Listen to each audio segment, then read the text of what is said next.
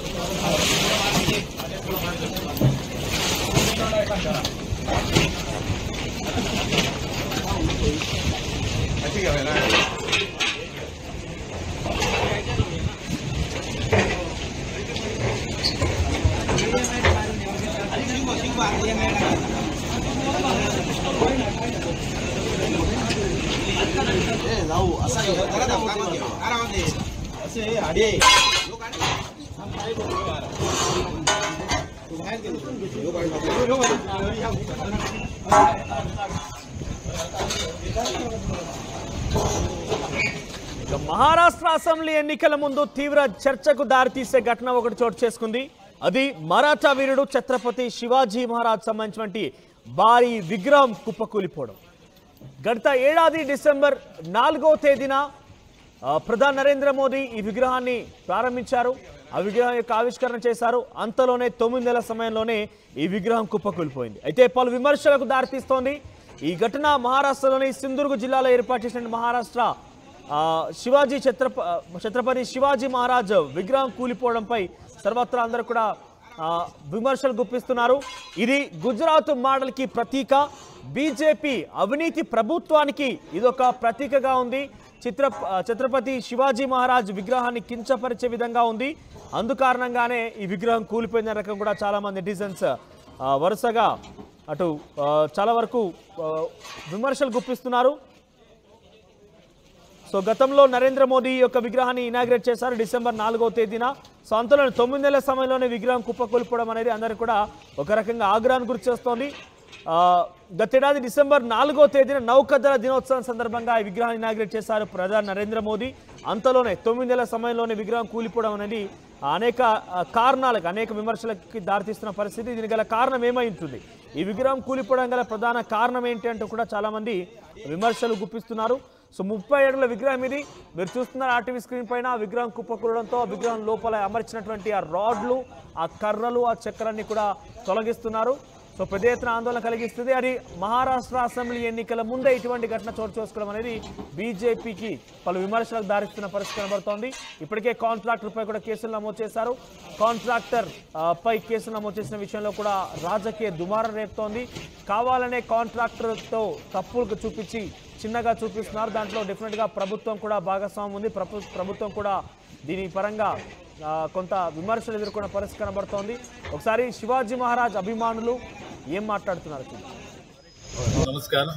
आज मालवण राजकोट येथे घडलेली घटना अत्यंत दुर्दैवी आहे आणि याबाबतच्या सगळ्या शिवप्रेमीच्या किंवा जिल्ह्यातील महाराष्ट्रातील सगळ्याच नागरिकांच्या भावना थोड्याशा या विषयामध्ये वेगळ्या पद्धतीच्या आहेत आणि त्या सगळ्या भावनांचा आम्ही आदर करतो. खरं तर या सगळा पुतळा हे मालवणचं वैभव होतं आणि या सगळ्या परिस्थितीमध्ये काही तांत्रिक याच्यामुळे खरं तर नेहमीच्या अखत्यारीतील या पुतळ्याचं बांधकाम झालं आणि त्याचं अनावरण सुद्धा झालं होतं. परंतु मला असं वाटतं की आता जी काही नैसर्गिक परिस्थिती आहे या सगळ्या नैसर्गिक परिस्थितीमध्ये अनेक आपत्तीला आपल्याला सामोरं जावं लागलं.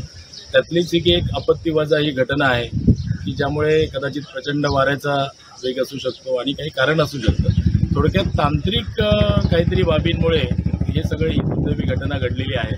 तर त्यामुळे या सगळ्या तांत्रिक बाबीमध्ये काय चुकलं काय झालं या सगळ्याबाबतची एक सखोल चौकशी निश्चितच होईल आणि पुन्हा एकदा सगळ्यांचा मानबिंदू असलेल्या या सगळ्या पुतळ्याच्या उभारणीचं काम आपलं सरकार निश्चित हाती घेईल आणि ते खूप लवकरात लवकर पूर्ण होईल.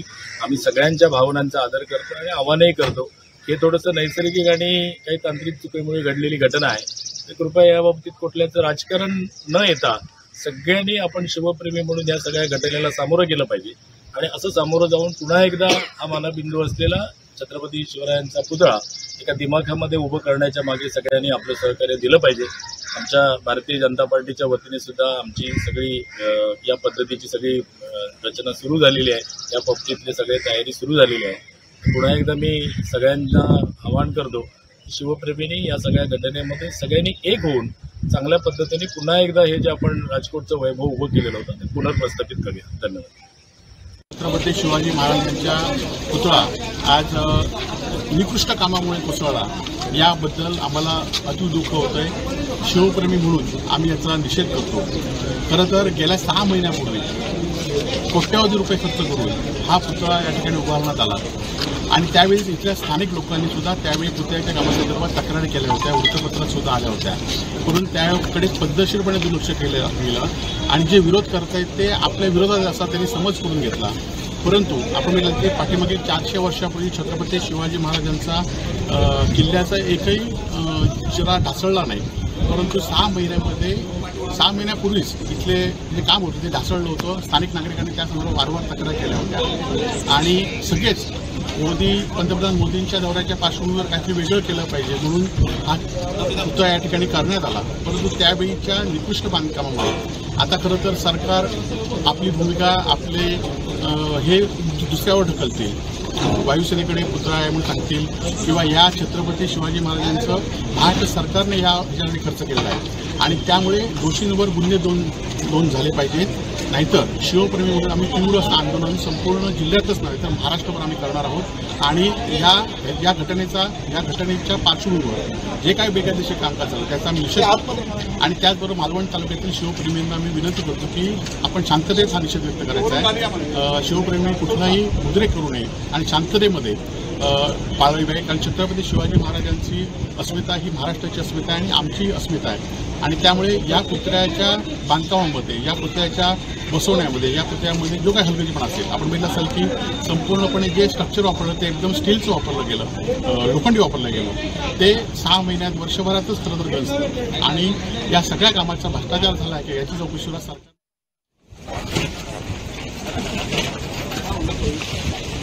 ठीक है